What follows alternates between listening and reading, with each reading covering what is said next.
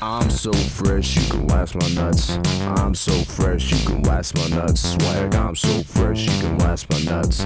I'm so fresh, you can wax my nuts. Swag, I'm so fresh, you can wax my nuts. Swag, I'm so fresh, you can wax my nuts. I'm so fresh, you can wax my nuts. Swag, I'm so fresh, you can wax my nuts. Damn. Oh, hello. I was just listening to my favorite jam by Jessica Yaniv.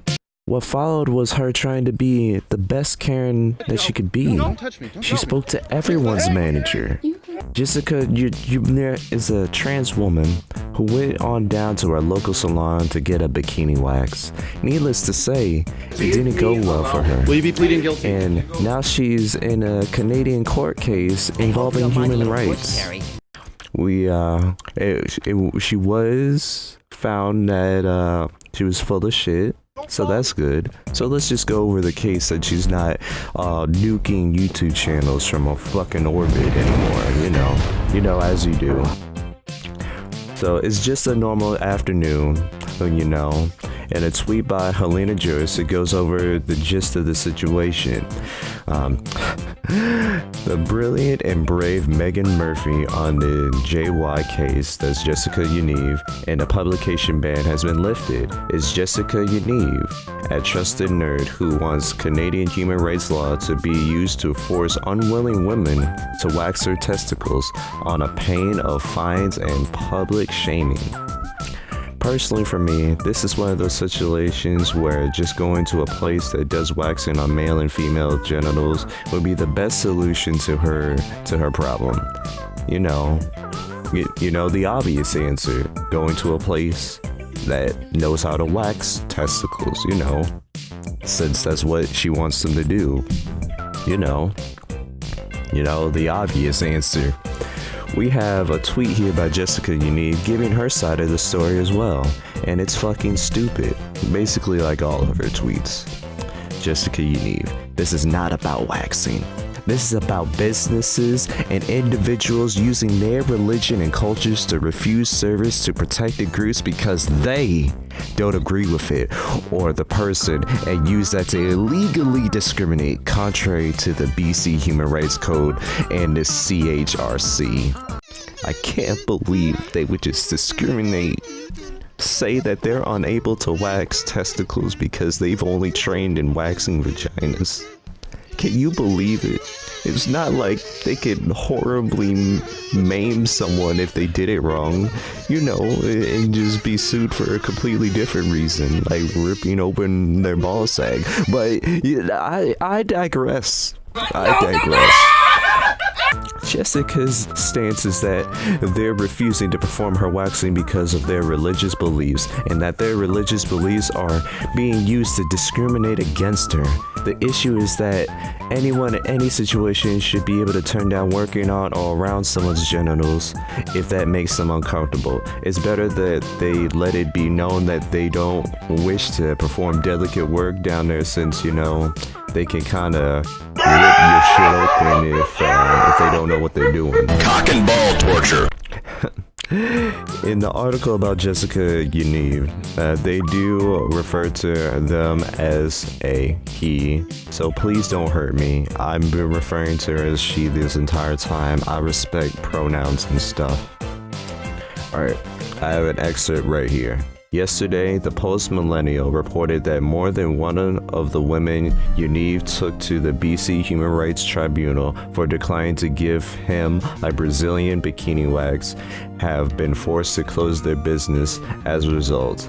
Many of the women Yaniv filed complaints against were immigrant women for whom English was a second language. Jay Cameron, a lawyer with the Justice Center for Constitutional Freedoms, the JCCF, which represents 3 of the women against whom JY has filed human rights complaints, including Maria Del Silva, an immigrant from Brazil who worked out of her home where children were present, told the tribunal judge that Yaniv specifically targeted women from ethnic and religious minorities.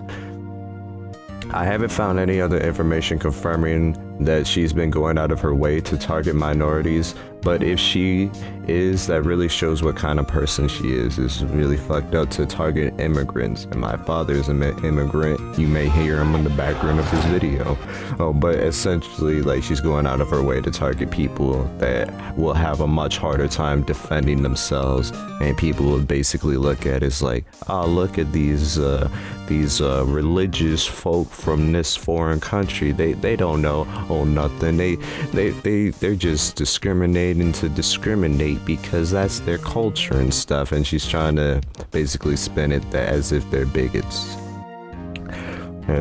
And they're working out of their own home too. It's not like this is a big multinational corporation or anything like that. They could have just swapped the person out for another waxer. It's like they don't have the money or the time to handle a lawsuit like this.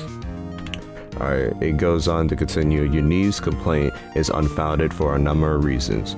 One is simply that waxing male genitalia is different from waxing female genitalia. John Carpay, the president of the JCCF, explains that an expert witness, AB, with 29 years of experience in waxing, operates a waxing salon for men only, and also teaches a well-known aesthetic school, testified that the ideal wax used for male genitals is different from the skin is different because the skin is very thin and wax can cause injury if not done properly. Beyond that, there are safety issues for I don't know how to say this word. It's people that wax things, the estheticians. I don't know how to fucking say that.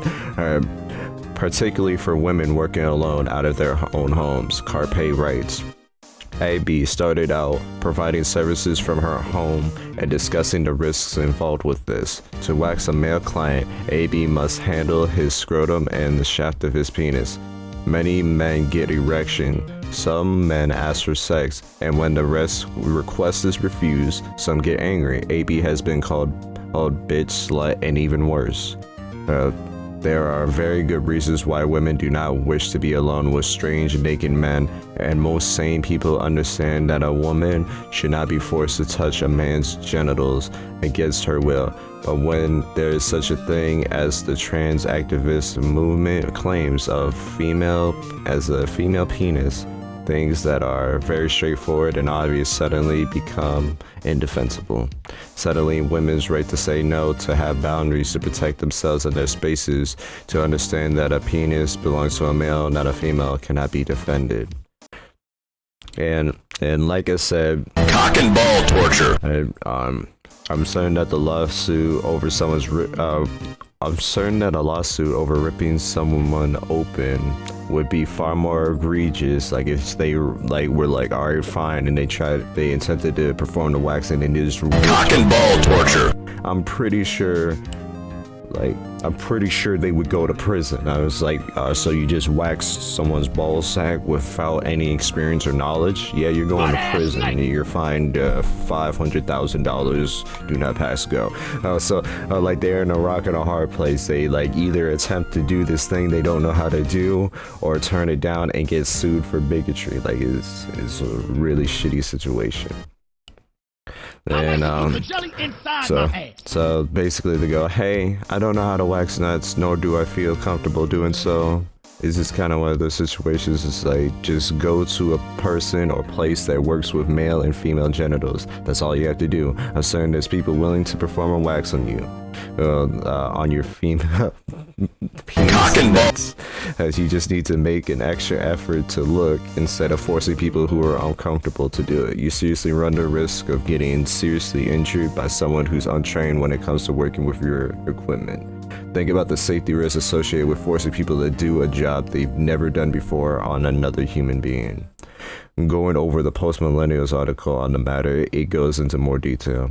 A mother and business owner was forced to end her Brazilian waxing business after being taken to the BC Human Rights Tribunal for refusing to wax a transgender woman's male genitalia. So this woman was forced to shut down her business completely because she turned down this work. Like I said, it's a lose-lose situation. If she did it and fucked it up, she's getting sued for malpractice or something. And she turns away the work sued and forced to shut down. It's just shitty overall. Here's another excerpt. Marcia da Silva, who is an immigrant from Brazil, operates the business out of her home where her small children also live. Da Silva claims she refused to perform the procedure on the claimant, Jessica Yaniv, due to safety concerns raised by her husband and alleged harassment on Yaniv's part, and not because of the claimant's identity. Aya da Silva, who is an immigrant from Brazil, operates the business out of her home. Okay, that's the exact same background, whatever. Refused to perform the procedure and blah blah, safety concerns. Let's see here.